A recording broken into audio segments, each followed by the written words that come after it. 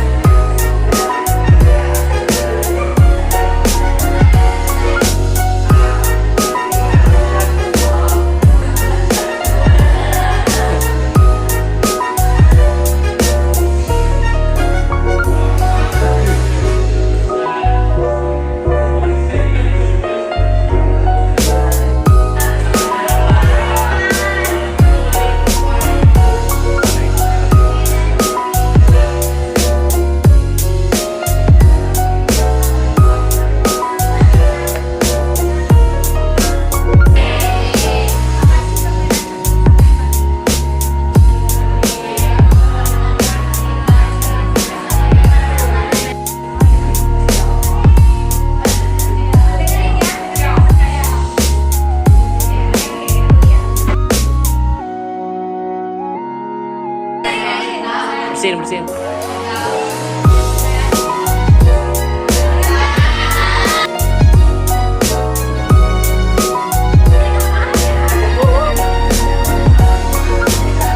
Papa di sini.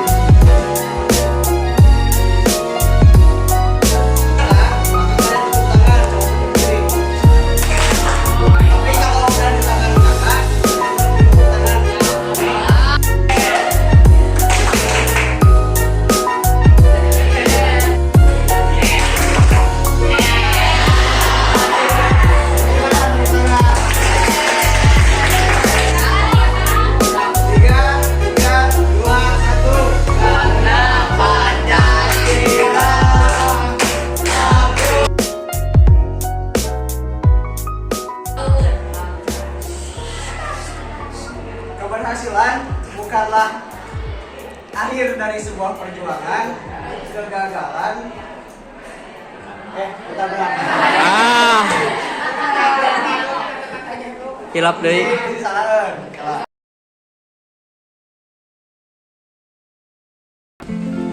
Assalamualaikum warahmatullahi wabarakatuh. Waalaikumsalam Semuanya para pendengar yang ada dimanapun kalian berada, semoga sehat selalu.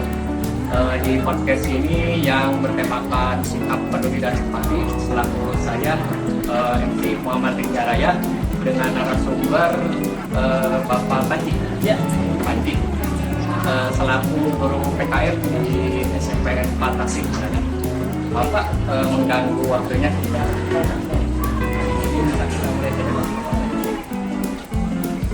Menurut Bapak penting sih sikap peduli dan empati di lingkungan siswa-siswi SMP ini? Seberapa penting? Tentu ya, kalau kita bicara seberapa penting, sangat. Posisinya sangat penting karena yang namanya sikap atau perasaan empati itu memang sudah menjadi bagian dari nilai-nilai luhur di Republik ini gitu ya, di Republik Indonesia yang memang tidak bisa kita hindari. Bahkan kalau bisa dibilang tidak dibelajarkan pun terasa karena sudah jadi bagian dari Republik ini, jiwa raganya sudah begini. Jadi memang sudah mendarah daging gitu ya, sudah mendarah daging, sehingga kalaupun tidak ada pembelajaran yang secara khusus tentang empati, itu akan memang berjalan dengan sendirinya. Karena mungkin di kehidupan keluarga mereka melihat kedua orang tuanya sebagai teladan mereka, oh iya, beginilah harusnya menjalani kehidupan ini. Jadi kalau dibilang sangat penting, ya sangat penting. Itu sudah menjadi bagian dari masyarakat Indonesia yang tidak bisa dipisahkan. Yang mudah-mudahan anak-anak kedepannya yang SMP 4 bisa terus melestarikan nilai-nilai itu. Mungkin ngomong-ngomong lebih jauh tentang sikap peduli empati, dari Bapak dulu deh. Ya. Menurut Bapak sikap peduli dan empati itu seperti apa sih? Jadi kan biasanya dibagi dua tuh ya, antara simpati dan empati. Kalau bicara tentang simpati itu kita hanya lebih kepada rasa belas kasihnya. Ketika kita melihat ada seseorang yang membutuhkan, kita prihatin. Dalam hati kita bicara tuh, kalau kita kasihan gitu ya, melihat saudara kita yang kemungkinan ekonominya nggak mampu sehingga pekerjaannya kurang layak, atau mungkin anak-anak yang di jalanan, kita prihatin lihatnya. Tapi ketika empati itu dengan satu action, nah seperti itu. Jadi kita dengan menolongnya, tidak hanya merasakan saja, tapi melibatkan emosi dalam hati kita untuk bisa terjun langsung emosi terhadap perasaan yang kita miliki, sehingga dihasilkan satu tindakan yang itu merupakan sikap peduli yang lebih jauh daripada simpati. Jadi melakukan aksi nyata. Betul. Untuk penerapannya sendiri Pak di SMPS 4 Tasik ini, untuk menerapkan sikap peduli empati itu sudah dilakukan tindak apa saja? Kalau di SMP 4 itu kita tentu ya, yang namanya sikap, tadi saya bilang tidak ada pembelajaran formalnya.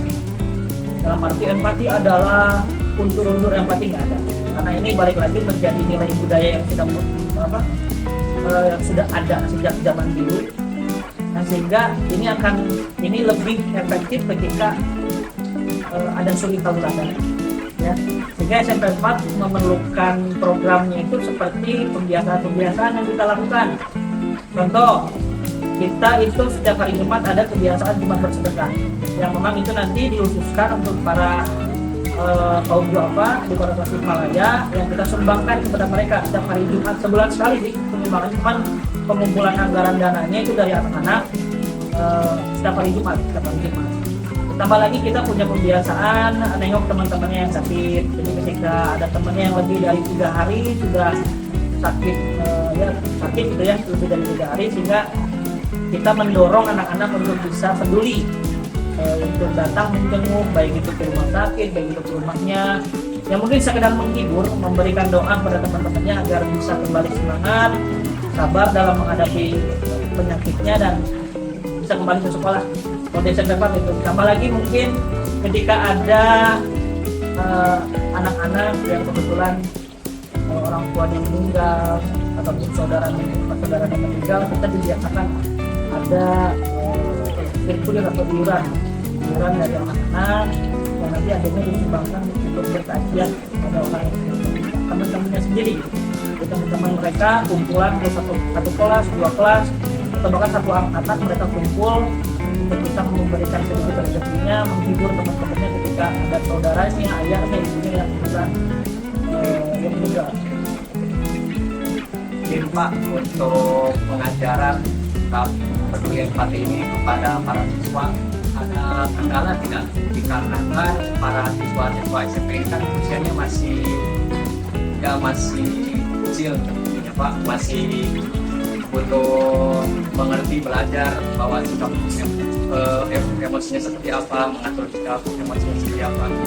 Jadi yang merusak anak-anak sekarang itu sebetulnya gadget ya, itu memang sangat-sangat berdampak. Tapi kita kan selain ini loh, ketika ada satu perkembangan teknologi ya, apalagi ini orang-orang yang paham akan hal itu ya, mungkin dari pembelajaran mata kuliahnya, nggak mungkin kita menyalahkan teknologinya, ya kan? Sehingga kita hanya mendidik pada penggunaannya saja. Memang untuk masalah ini sebetulnya agak kompleks ya, terkait sifat, empati dan lain sebagainya, terkait sifat logiknya. Kenapa? Karena memang yang saya rasakan anak-anak sekarang itu kehilangan suri tauladan. Tidak hanya mungkin di rumah atau bahkan mungkin di sekolah. Tidak sedikit mungkinnya berbeda seperti zaman dulu di sekolah. Guru itu memberikan titik-titik teladan, memberikan contoh yang seharusnya seperti apa. Ditambah juga orang tua di rumah itu menekankan nilai-nilai luhur yang sudah berkembang sejak dulu agar tetap dilestarikan. Nah mungkin itu yang agak kurang dari anak-anak sekarang. Jadi Bapak Ibu guru sudah betul-betul mencoba memberikan suri tauladan terbaik untuk para anak-anaknya. Tapi kan balik lagi, namanya anak hidup itu lebih lama di rumah dibanding di sekolah. Di sekolah hanya 7 jam.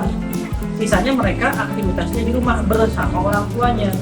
Bahkan kalau bisa dibilang di SMP 4 mereka hanya 3 tahun. Tapi untuk di masyarakat tidak ada batasan sekian tahun, sehingga yang bisa memberikan dampak berarti itu sebetulnya orang tua. Dan jadi hambatan kita sebetulnya untuk anak-anak sekarang, mungkin dari versi saya, dari pengalaman saya pribadi, memang agak sedikit kurang sering tauladannya. Terutama lagi kemajuan teknologi yang terus gencar menghantam mentalitas mereka, psikis mereka, emosional mereka, tidak dibarengi dengan penguatan nilai-nilai luhur yang memang itu diberikan dalam kehidupan sehari-hari di rumah. Karena kalau di sekolah kita terbatas, sangat-sangat terbatas. Selama mereka pakai baju seragam, 7 jam di sekolah itu tanggung jawab SMP 4. Tapi ketika pulang, udah kita nggak bisa awasi. Kita punya 1011 siswa dan berbagai macam karakternya, karakteristiknya, latar belakang orang tuanya yang bisa kita pantau satu persatu, sehingga itu tadi. Jadi yang paling penting adalah pendidikan di rumah. Orang tua memberikan pendidikan di rumah. Itu mungkin yang menjadi tantangan orang tua untuk saat ini. Jadi pendidikan di rumah maupun di sekolah itu sangat penting. Iya, harus sih kok. Kita nggak bisa berarti nantilah pengalaman ketika kita punya rumah tangga, punya anak, itu tuh nggak bisa sekedar ijab ke sekolah saya menitipkan anak saya, nggak bisa. Tapi harus sinergi, harus kolaborasi. Zaman sekarang itu zaman kolaborasi. Orang tua bisa melepaskan seenaknya, udah ini ke masa sekolah apa yang dijadikan, nggak bisa. Kalau mereka di rumah, berat anak itu lama waktunya di rumah, tapi tidak diperhatikan oleh orang tuanya, tidak ada kasih sayang yang mereka butuhkan, tidak dipenuhi, ya sehingga sangat sulit untuk mencapai titik sikap yang bisa dibilang ideal untuk seorang anak atau seorang siswa. Dari sisi kurikulum PKL Pak, apakah sudah ada tindakan Pak untuk melakukan penerapan sikap Pak ini dengan Pak? Ya kalau dari PKL sendiri ya, sebetulnya itu sudah terintegrasi dengan semua bab atau semua materi dari kelas 7 sampai kelas 9. Jadi yang namanya PKN itu kan punya satu visi good and smart citizenship, menciptakan warga negara yang baik dan cerdas. Jadi memang itu jadi bagian dari semua materi yang kita sampaikan, tidak terlepas itu materi tentang politik, tentang ekonomi ataupun yang lain, kita akan integrasikan yang namanya karakter kita. Udah jadi satu kesatuan yang nggak bisa dipisahkan kalau dengan PKN. Ya karena tadi alasannya dari visi kita sendiri berjelas, menciptakan warga negara yang baik dan cerdas.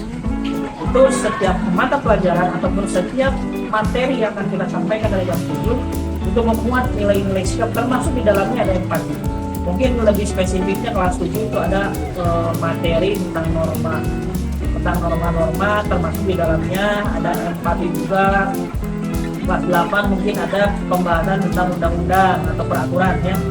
Itu sama di dalamnya pun berisikan tentang karakter, tentang sikap empati, peduli dan lain sebagainya. Kelas 9 apalagi mungkin dengan lebih luasnya lagi mereka belajar tentang penerapan Pancasila dalam kehidupan sehari-hari. Harus seperti apa mengamalkan terakhir Pak, boleh ada pesan nggak untuk para siswa, para pendengar tentang bagaimana cara menanamkan sikap peduli empati di kehidupan sehari-hari? Kita harus ingat sama pepatah para filsuf bahwa manusia itu diciptakan sebagai zon politikon, makhluk sosial. Ya, kita itu makhluk sosial yang tidak bisa hidup sendiri. Satu dengan yang lain kita membutuhkan. Kita nggak bisa jadi pribadi yang ego, jadi pribadi yang sombong. Kita tidak butuh orang lain bohong. Karena setiap kita dari mulai pakaian aja, dari apa yang kita pakai, apa yang kita gunakan, bisa nggak kita bikin sendiri? Nggak mungkin. Semua akan terintegrasi dengan masyarakat, dengan semua manusia. Jadi yang saya titip adalah kita itu udah punya nilai-nilai Pancasila sempurna untuk negara ini. Jangan kita rusak, jangan kita goyangkan dengan hal-hal yang tidak perlu, apalagi westernisasi orang-orang barat dengan para ilmuwannya menerapkan berbagai teori kepada bangsa kita. Bangsa kita itu kuat, makanya kalau diajak perang, diajak apa-apa kita kuat. Covid aja kebukti, ya kita itu paling bertahan, setidaknya paling bertahan. Tapi yang Indonesia lemah kalau pikiran, kita diserang pikiran sangat mudah, termasuk anak-anak kita dicokokin dengan teknologi yang isi-isinya kita tahu sendiri ya, entah apa, entah dari mana dasarnya kita nggak tahu. Lebih bijak menggunakan teknologi, utamakan sikap-sikap yang baik, pertahankan nilai-nilai yang baik, karena hidup kita di muka bumi ini adalah bertujuan untuk bisa bermanfaat. Mungkin seperti itu ya pembahasan di podcast kali ini yang bertemakan sikap peduli dan empati. Semoga pembahasan kali ini juga bisa memberikan pelajaran kepada teman-teman semuanya. Terima kasih juga kepada Bapak Panji yang sudah meluangkan waktunya, Pak. Jadi seperti itu. Assalamualaikum warahmatullahi wabarakatuh.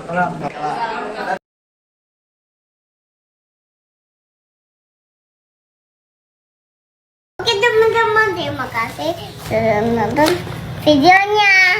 Ya Allah.